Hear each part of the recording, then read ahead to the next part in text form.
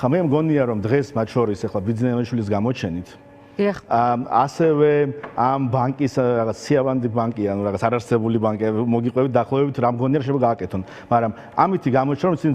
ძალიან შოკირებულები არიან და ცდილობენ რაღაცნაირად საკუთარი მომხრეები იმედის თანამშრომლების შესაძლო დაპოსტების დაამშვიდონ რომ აი ბიძინეაშვილი თვით გამოჩნდა და პოლიცსაბჭოს დაესწრო მაგალითად როდესაც დაასანქცირეს დეპუტატები ქართული ოცნების ან მინისტრები ყოფილი გენპროკურორი მაშინ ბიძინეაშვილი არ გამოჩენილა ამ ამბების დროს მაგრამ ნუ ახლა მაგდანიკაშვილის შემთხვევაში და რამიშვილის შემთხვევაში ეგ ერთი ცალსახად კი და ბანკის ეფექტი აქ უფრო იგრძნობა. ეგ ერთი ბანკის ამბავიც იგივე კატეგორიის ამბავი მგონია რაღაცნაირად შექმნეს ეს რომ აი მოგივლით ხელფასები ეჭველი შაგერიცხებათ და ხა ბანკიც რომ არ იყოს ქეშად დაურიგებენ რამენაირად შალვა რამიშვილს და მაგდანიკაშვილს არ მგონია რომ ხელფასების პრობლემა იყოს და ამით არ უნდა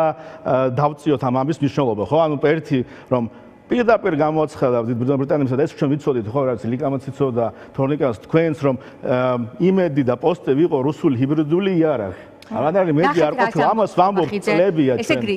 ცოცხალმკვდარი ოპოზიციისთვის მაჯისცემის შენარჩუნების მცირეოდენი შანსის მიცემა იყო იმედის და პოზიტივის დასანქცირება და ყველაფერი კარგად იქნებაო, რაღაც აი ამ თუ კარგად იქნება, მაშინ რა შანსი იყო თუ არაფერი. კი, ანუ მე მგონია რომ ამ შემთხვევაში ეგ ცალსახად ეს ამბავი, ხო ბანკს რაც შეეხება, ნუ ერთი რომ ზოგადად ბანკის შექმნა სჭირდება ნახევარი წელი მაინც, იქამდე რასაკეთებენ, ეგ ერთი ამბავია. მეორე სადღაც 60-70 მილიონი ლარის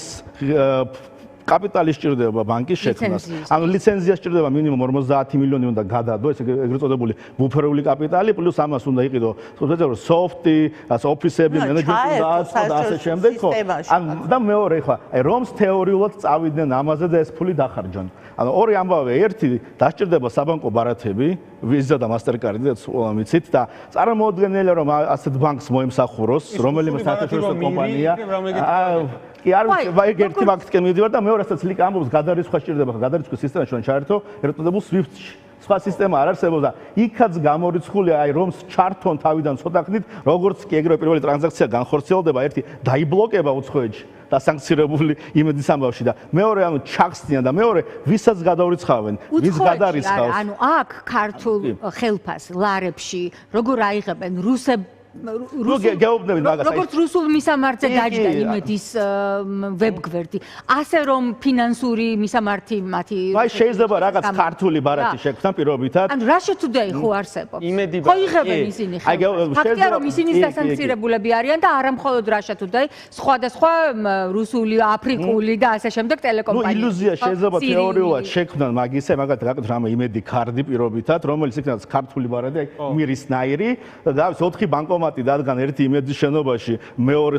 სუსის შენობაში, მესამე მთავრობის კანცელარიის და მეოთხე რა ვიცი, პოსტის შენობაში და მხოლოდ ლარის გამოტანა შეიძლება, ნუ იგივეა დაახლოებით რომ ქეში მისცემ პირდაპირ. ანუ ეს ბანკი კარგ შემთხვევაში იქნება, ნუ იგივე რომ იმიტაცია რომ იგრძნო რომ ჩვენ გვაქვს